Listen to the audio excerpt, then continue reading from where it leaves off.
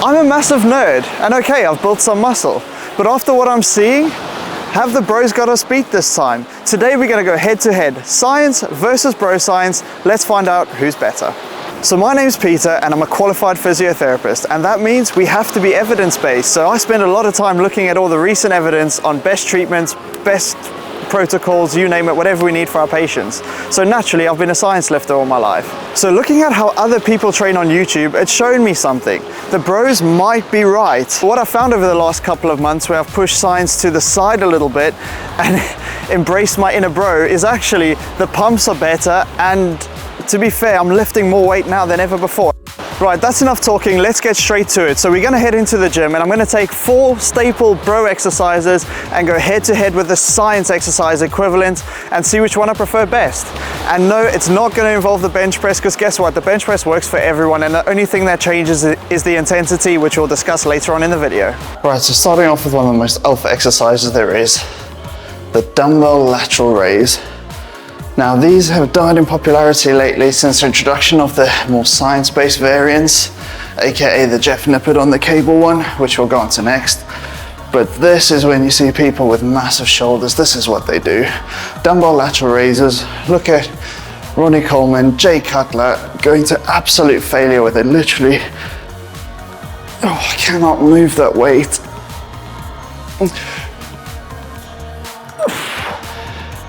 One of the most alpha exercises there is, and the more I do this exercise, the more I love it. Side delts, absolutely on fire, and who cares? So what if you cheat the weight up and control it down? That's absolutely fine. Cheat reps are allowed as long as the whole set isn't a cheat rep. This exercise is as alpha as it gets. Right, so one of the most alpha exercises on the planet has been replaced by this. So standing cable at 90 degrees, which I did a video on this when I did a video rating Jeff Nippard and Will Tennyson's video, and I said this was absolutely fantastic, and at the beginning I thought it was. I felt it alright, but the more I do this exercise, the less I like it. Right, so you feel a very, you can't feel a specific muscle, but for me, I don't feel my lateral delts. I'm feeling it more just on the top of the shoulder blade. Now people are thinking, oh yeah, it must be your traps kicking in, must be your traps. The answer is, it's not the traps. It's levator, not levator scapula either, sorry. It's supraspinatus, so it's just underneath the traps in that like fossa of the shoulder blade. And when you're in this position, yes, your deltoid's on a bit more of a stretch, correct. However, the muscle on more of a stretch is supraspinatus, which is a cuff muscle, shoulder stability, and people used to think that it does the first 10 degrees of abduction anyway, but that's not the case. All muscles help each other out. But what I find is here, because you have to go so light, because of how weak you are in that super stretch position, as well as supraspinatus under more tension, I find this a less effective exercise than just standing and absolutely sending it. So as far as scores go, bros versus science, 100% bros 1, science 0. And trust me, you can still do stretch range partials with the dumbbell lateral raise. All right, so next up we're on the leg press, and we're back on the science camp, and we're going into full knee compression, deep stretch of the quads, with the exception of one, because you're in hip flexion, so rec fem is not on a stretch. And then we're pushing up. Control on the way down.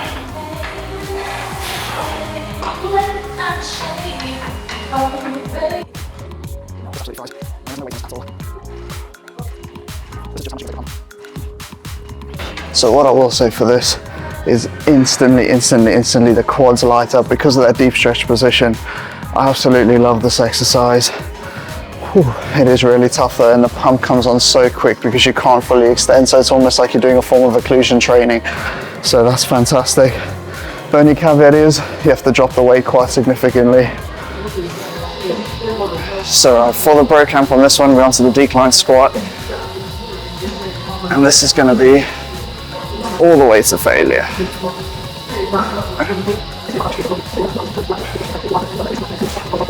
So I've got really light weights on, but true failure would be partials at the bottom until you physically can't move it, and then you just rack the weight up. And even just doing that with an ultra light weight, I find that quite a challenge. Quads absolutely on fire. Really, really hard work. This is a tough one, science versus bro science, because they kind of interlink. I'd say either of these exercises is a win. The bro science wins because you can push it to failure, where science should stop at an RP of 8, leave 2 in the tank. And how many people can actually do that? Alright, so next up, we're on to a bro variation of a tricep push down. And this is one of my all-time favorites. Cable, bar, full stack, and full send.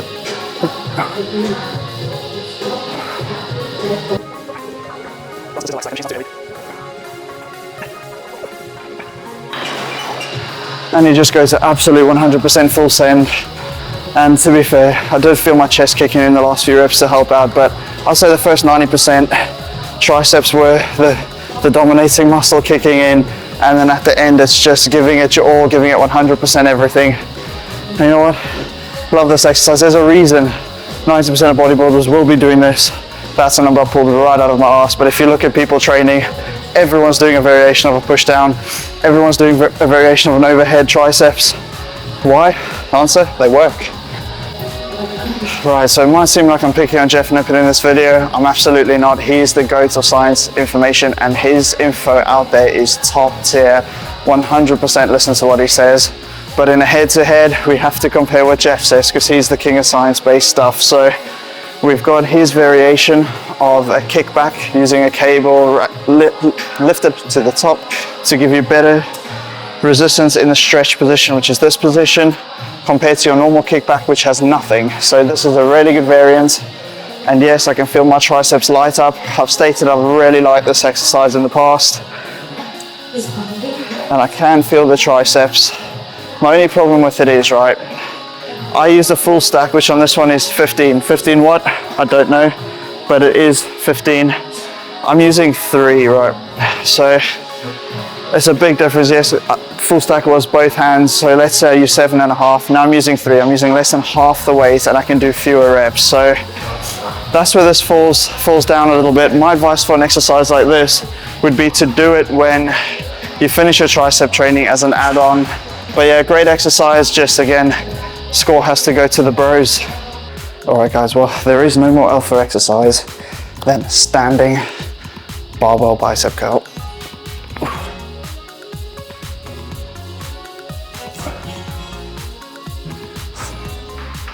And again, this is a bro exercise. You can cheat the way up, control the way down, or you could just send it. And then when you reach failure,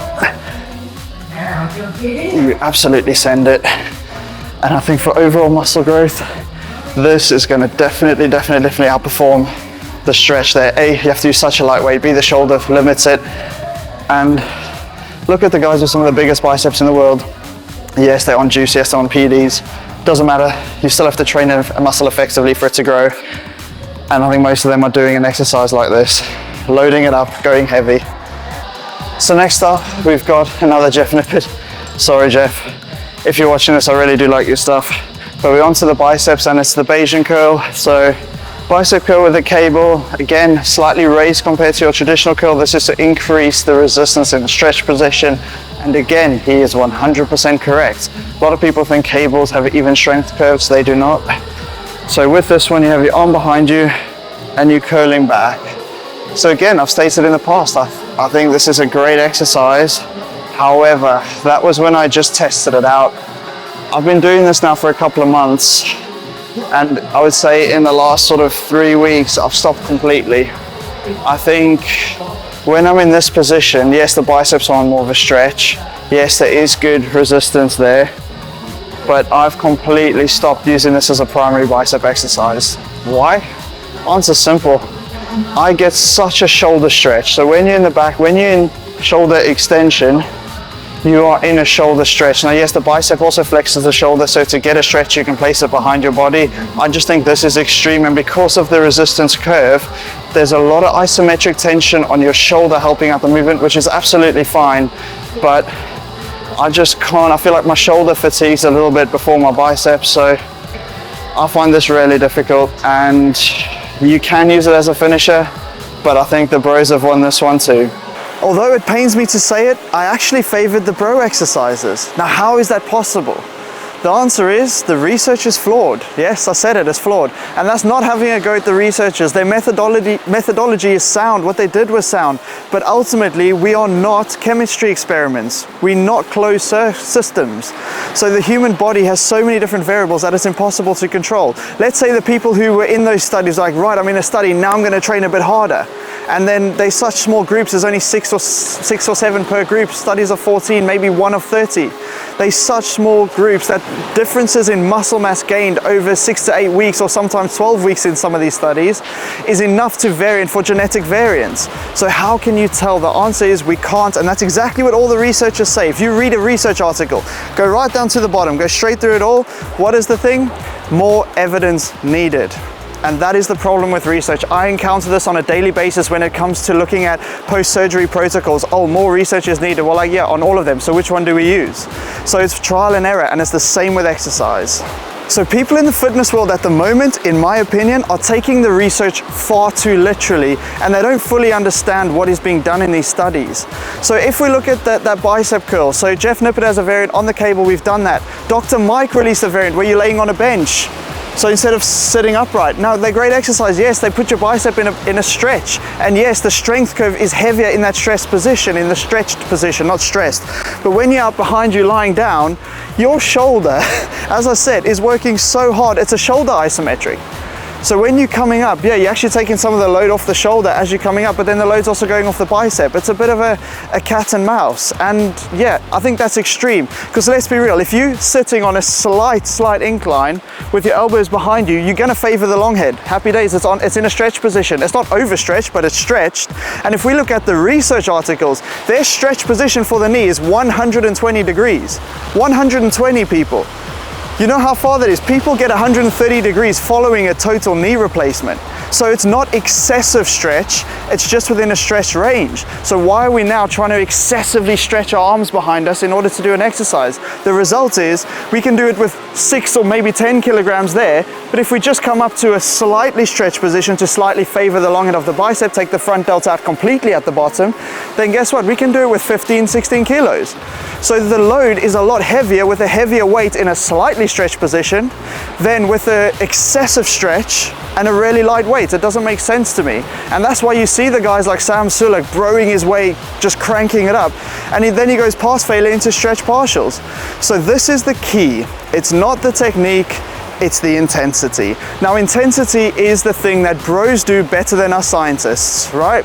What does the research say? Well, we need to train within RPE of 8 to 10, right? 2 reps to failure, that's enough. Tell me one person that finishes a set on an RPE of 8 and you stand over their heads with a gun and you say, do me another 3 reps, they won't get 3 reps. So are they at a true RPE of 8? Especially if you're training alone and you don't have a spotter, it's not possible. Where the bros come in is they're like, well, I'm not gonna count my reps, I'm just gonna crank it to failure and then crank out some more in that stretch partial range, just like Sam does every single workout, and guess what? It works phenomenally, but it's not the type of exercise they're doing. It all boils down to one thing, and that is the intensity. You have to train hard. Coach Greg, harder than last time every single time you get into that gym. All right, so to conclude, I have to go with the bros on this one. I hate to say it, it pains me. It's against every bit of my DNA, but I have to go with the bros. They might have it right.